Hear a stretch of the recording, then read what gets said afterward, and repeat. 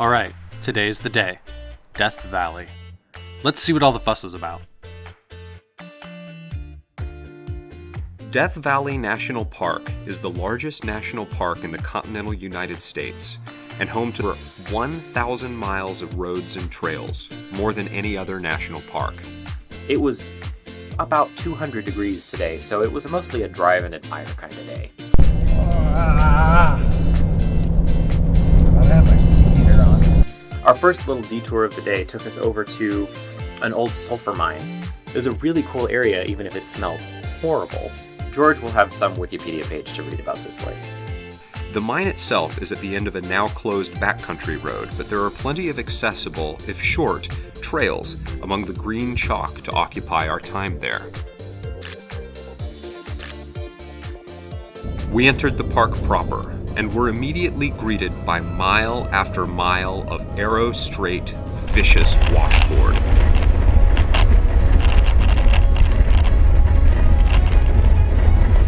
Here, Death Valley Road is wide, straight, and utterly unbearable.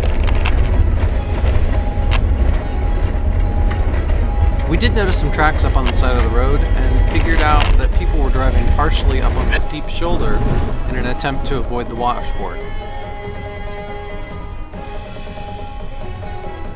Honestly, it worked pretty well, but did set us at a pretty precarious angle. At some point, we stopped to regroup and had an idea. Let's go fast. Really fast. And it worked. Sort of. Oh, just about lost it there. Over about 40, we started skipping over the bumps, and the ride really smoothed out.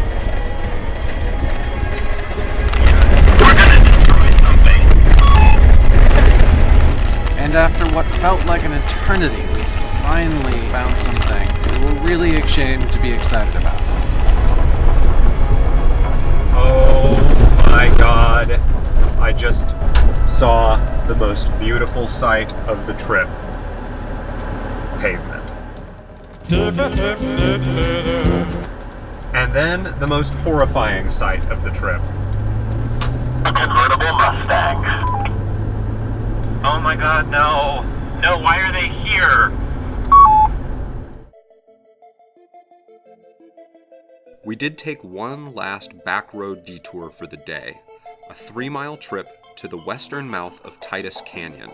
We made it to the exit for a short, hot hike and explored the nearby Fall Canyon, an even more narrow hike-in gorge. Tomorrow, we would drive Titus Canyon proper. It was a pretty miserable hike because of how hot it was, but it just felt like we were on Mars. But it was amazing just how far you could see and how much nothing was really out there. And, way off in the distance, you could see all of these huge dust storms that were popping up all over the park on the other side. After we'd had enough of the heat, we got back in the cars, turned the air conditioning way up, and headed out of the park up into Beatty, Nevada, for a night's stay at the Stagecoach Inn and Casino. It's quite a show. A very tacky show. But mostly we found it was a Denny's.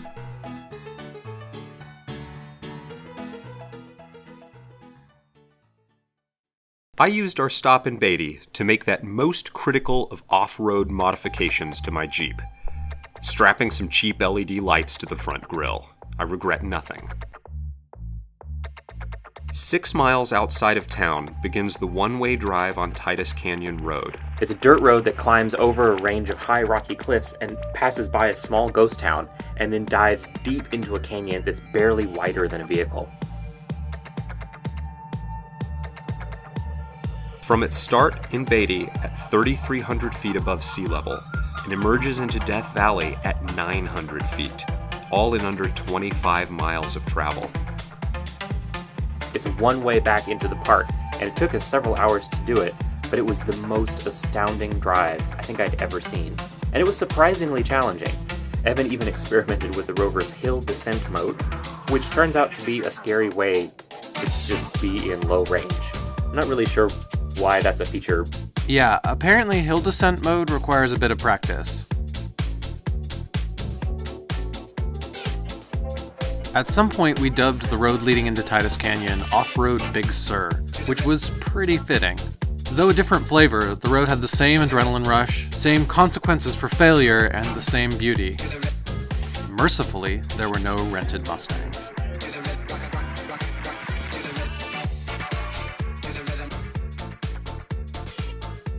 Our first stop beyond Red Pass was the Leadfield Ghost Town, the remains of a roaring 20s-era get-rich-quick scheme promoted by C.C. Julian, whose ridiculous and fraudulent advertisements attracted 300 or so victims to the failing mining town. For all his faults, C.C. Julian has one brilliant, lasting legacy.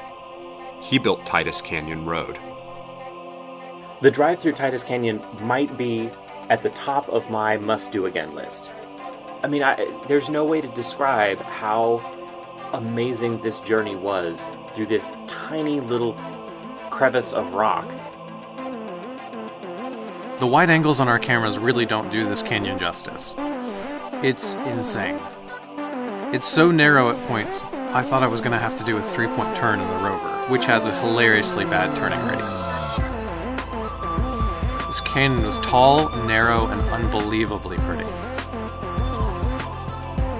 Evan had the great idea to put a 360-degree, video camera on the top of the Rover and then lead the charge down through the canyon. I can't believe this is an actual road that we're actually allowed to drive on. It was so cool.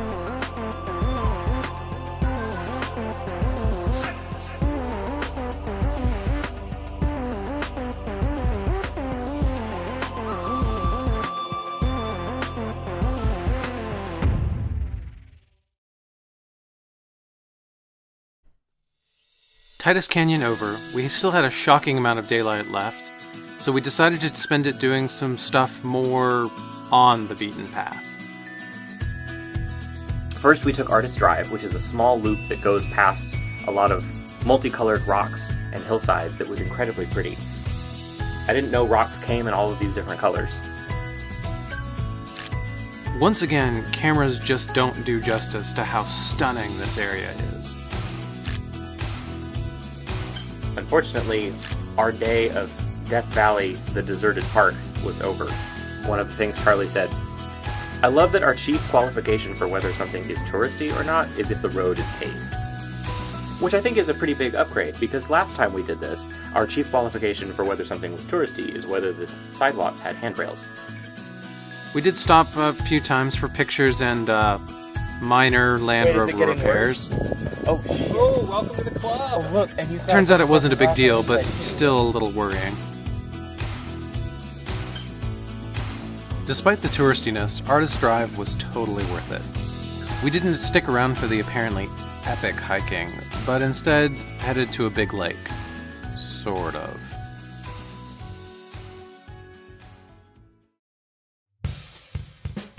Badwater Basin is the lowest point in North America and the site of the prehistoric Lake Manly until about 10,000 years ago.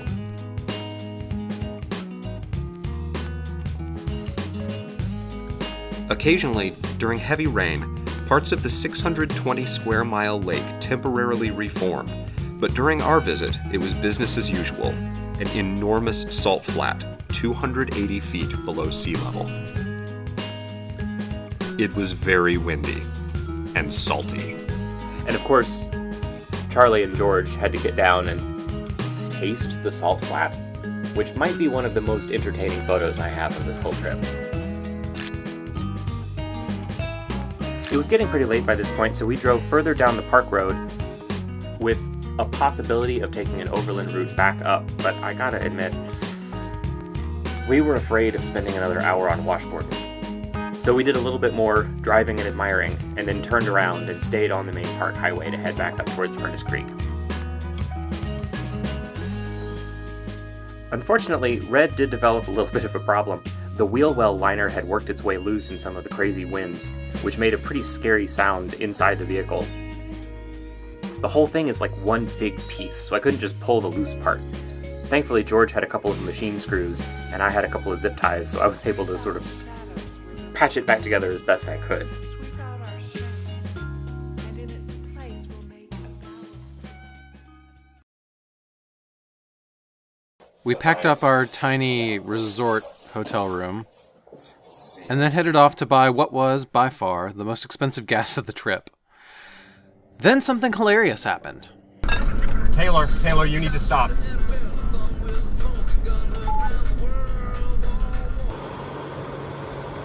Wait, come again? What happened? I was a big moron and did a stupid, and George is gonna save me. What did you do, Taylor? Have you ever driven a car where the gas cap isn't attached to the car with a tether? Did you forget to put the gas cap back on? I may or may not have done that, yes. Oops. The first stop of this day was Zabriskie Point. We learned that Zabriskie Point is best observed at sunrise. But confirmed we're still doing this? Yeah, let's at least stop. Needless to say, we did not visit Zabriskie Point at sunrise. Our trip to Death Valley was distinguished by the almost complete lack of tourists. Zabriskie Point was an exception. There were tour buses, rental chariots, flip-flops. It was bad. We bailed. At my insistence, one of the places that we visited was a trail called Hole in the Wall. Is this it? Should be. Let's see. Yes, this is it. Apparently, Hole in the Wall Trail is best known for a spot where the canyon walls narrow such that it appears you're driving through a hole in a wall. We missed it. So we followed the dirt road out towards Hole in the Wall, not really knowing what we were looking for, just that apparently the road ends when you're there. So we drove until we found a clearing and then followed the road off to the left. That immediately turned into a super intimidating sideways uphill path on gravel that was clearly going the wrong way. Well, my map doesn't say there's any more. Well, it looks like from PC Nav that we went the wrong way when we hit that little clearing just a minute ago. I am not doing that in reverse. Well, it looks like we can turn around just in front of me. Stay right there. So then we had to make a 3-point turn that involved negotiating a way for Evan not to roll down a cliff, and then for me to do a 3-point turn on a switchback in order to not roll down and crash on top of him. Maybe it was that we were noobs, or mainly that this was actually terrifying, but this wrong turn was a huge increase in difficulty compared to the rest of the day. You're fine! Okay, we're having some incontinence problems over here, but both cars are now facing the correct direction.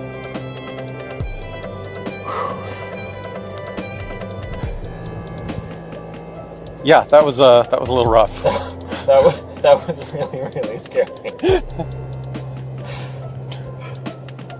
After we successfully turned around and cleaned out our underpants, we took a break to bicker about how that could have gone better. Headed back into the main part of Death Valley from Hole in the Wall Trail, we made a couple of discoveries. 1, we found the hole in the wall. 2, we were hungry. Put those together, lunchtime at the hole in the wall. This lunch ended up being one of the more memorable moments of the trip for reasons I don't fully understand. Maybe. Then, on the way out, we saw some evidence of someone having a much worse day than us. $50 says it was a convertible Mustang.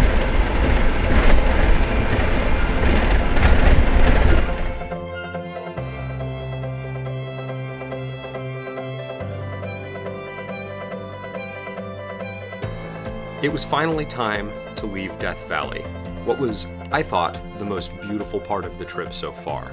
Certainly the most surprisingly beautiful part of the trip. We were to spend the night on Vegas, but to get there, we were planning on taking Furnace Creek Wash to Dead Man's Pass. But, as of course is the tradition, we were hung up by our old friend, the rented Ford.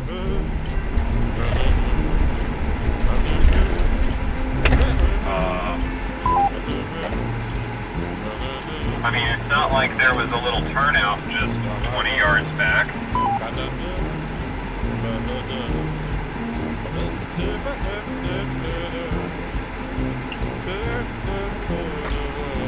How do we always get stuck by Fords? Also, did anyone else notice that it was a rental? I mean, because how could it not be? Seriously, it wouldn't be one of these adventures without a confused tourist in a rented Ford driving irrationally. Anyway, we continued on Furnace Creek Wash and, in another one of our running traditions, managed to miss the turn for Dead Man's Pass. This brought us to an odd area where the dirt road we were on was flanked by a road? Airstrip? Really odd, naturally forming parking lot? We never quite figured that one out. After a map check, we backtracked and got on the correct road, Dead Man's Pass.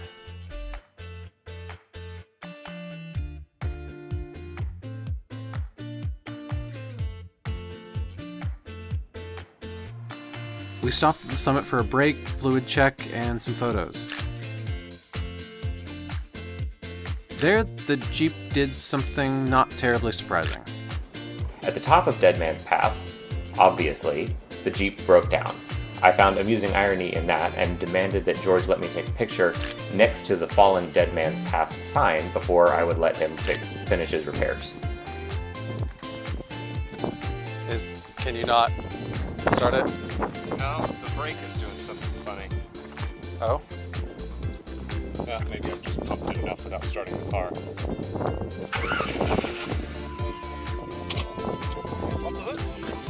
Okay, I'm gonna try it one more time. That sounds really weird. Yeah. Apparently, it wouldn't be one of these road trips without one of my cars losing a battery terminal. Yeah. Let's get some tools and tighten that up. That's what happened. With a little bit of work, we got the heap going again, and then we're back on the road.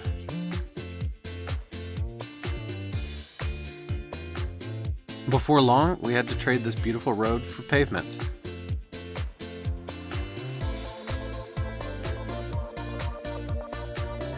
And much to our surprise, soon we were in the outskirts of Las Vegas. It was here that I split off from the group to go collect a secret surprise. On the interstate in Vegas, I made an important discovery. The interstates in Vegas are hell on wheels for death wobble.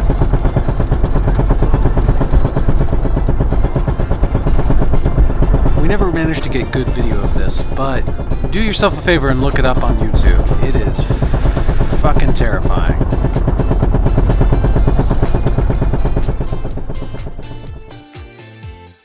And despite all of the death wobble and battery problems with the Jeep, we finally did make it to the hotel downtown. And after the delay trying to get into the garage because the gas cans were too tall to fit through the garage, we were at the check-in desk when Evan arrived with the birthday surprise. Oh, okay. It was a good surprise. Is he up there? Yeah, he's actually. Are you ready for your present? Oh no. It's in my car. Okay. So let's go to my car. Are we going to the car before we take my bags in? Oh, yeah, that's probably fine. Actually, your present's right there.